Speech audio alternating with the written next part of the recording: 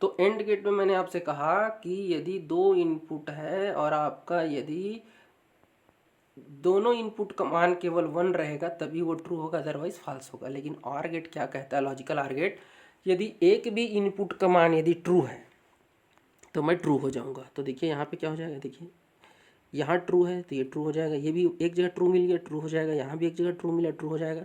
But यहाँ पे देखिए एक भी जगह ट्रू नहीं मिला, इसीलिए यहाँ पे क्या हो जाएगा आपका फॉल्स हो जाएगा। मतलब ये है जी कि यदि एक भी कंडीशन सही हो जाएगा तो मैं ट्रू हो जाऊंगा। तो देखिए मैंने कंडीशन क्या दिया हुआ है, यहाँ पे फोकस करिए। कंडीशन ये है कि इफ़ और बी का मान B3 का मान, ठीक है, यहाँ पे देखिए आप किसी से भी ले लीजिए ना, एक एक जगह लेना है फिर तो आपको ऐसे भी यूज़ करना है, ठीक है। यहाँ पे देखिए मैं इसी को हाईलाइट इसीलिए ये वाला फंक्शन आपको दिख रहा है। B3 में 50 से क्या होना चाहिए, बड़ा होना चाहिए। क्या होना चाहिए, 50 से बड़ा, कॉमा C3 का मान 48 से बड़ा।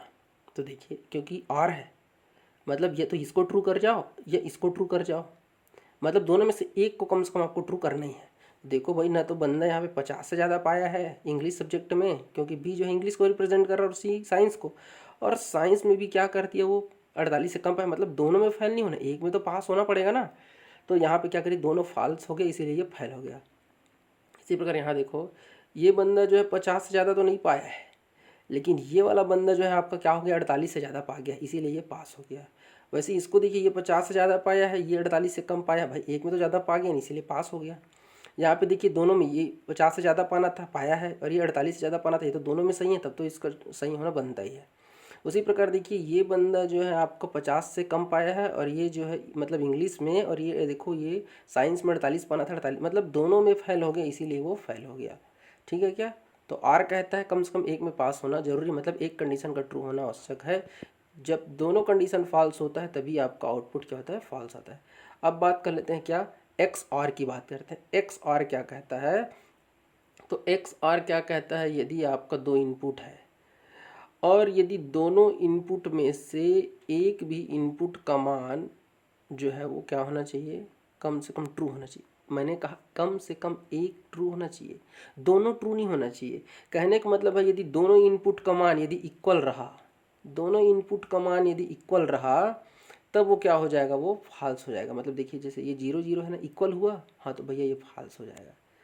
ये देखो 0 1 आया, एक ट्रू आ गया, हाँ तो ये ट्रू हो जाएगा। यहाँ पे देखिए 1 0 है, एक ट्रू आ गया, ट्रू हो गया। दोनों 1 आ गया, इक्वल नहीं आना है, इक्वल आया मतलब फॉल्स हो गया तो फेल हो जाएगा। तो देखिए ये तो हो गया बूलियन के फॉर्म में था। अब यहाँ पे हम कंडीशन के आधार पे करते हैं।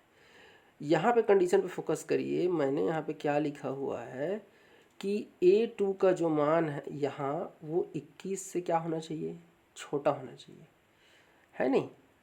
हमारा क्या होना चाहिए, A2 21 से छोटा होना चाहिए, और B2 जो है मेरा क्या होना चाहिए, वो भी 21 से छोटा होना चाहिए।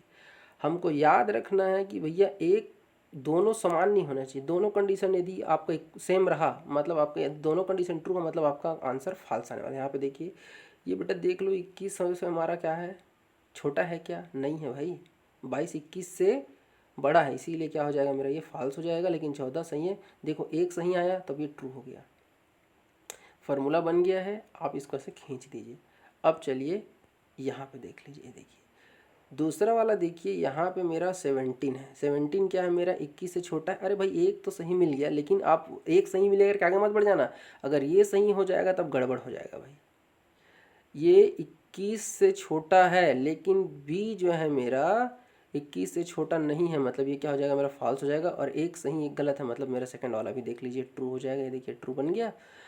नेक्स्ट देखते हैं, हमारा ये 20 से छोटा तो है, ये भी छोटा है, और जब दोनों का कम इक्वल आ गया मतलब फॉल्स। बिना कुछ चेक के देख ले, बराबर नहीं होना चाहिए भाई, देखो फॉल्स आ गया।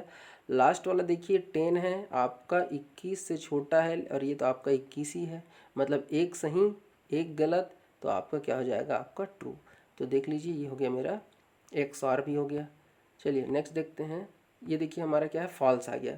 तो देखिए आप इफ़ में क्या करते हैं, ट्रू फॉल्स वहाँ पे भी रहता है, लेकिन आपको ट्रू फॉल्स लिखना पड़ता है। कंडीशन सही हो, जैसे मैं लिख दिया कि if A is greater than 10, तो अगर तो यहाँ पे आप लिखोगे ट्रू, और यदि ऐसा नहीं रहा तो आप फिर से कॉमा करके यहाँ पे डबल इन्वर्टेड कॉमा में लिखते हैं फॉल्स। तो कुल मिला के आपको देखिए भाई, आपको कंडीशन भी देना पड़ रहा है, ट्रू फॉल्स भी लिखना पड़ रहा है, लेकिन एक फॉल्स फंक्शन होता है जो डायरेक्ट आपको बता देता है। देखिए मैंने यहाँ पे क्या लिखा है कंडीशन कि C3 इज़ ग्रेटर देन 50, सिर्फ C3 ग्रेटर देन 50 लिखा है ना, कुछ लिखा है क्या, ट्रू है कि फॉल्स, कुछ नहीं, वो तो वो बताएगा ना फॉल्स वाला। तो यहाँ पे क्या होगा, जैसे आप इंटर बटन प्रेस करेंगे तो यहाँ पे क्या लिखा जाएगा, फॉल्स। क्यों, क्योंकि भैया 20 50 से थोड़ी ना बड़ा है, नहीं है ना, ठीक है। उसी प्रकार देखिए यहाँ पे एक और उदाहरण लिया है कि C3 का जो मान है वो छोटा है आपका 10 से। अब देखो कहाँ 10 से छोटा थोड़ी ना होता है, जैसे आप इंटर दबाएंगे फिर से क्या हो जाएगा, आपका फॉल्स हो जाएगा, ठीक है।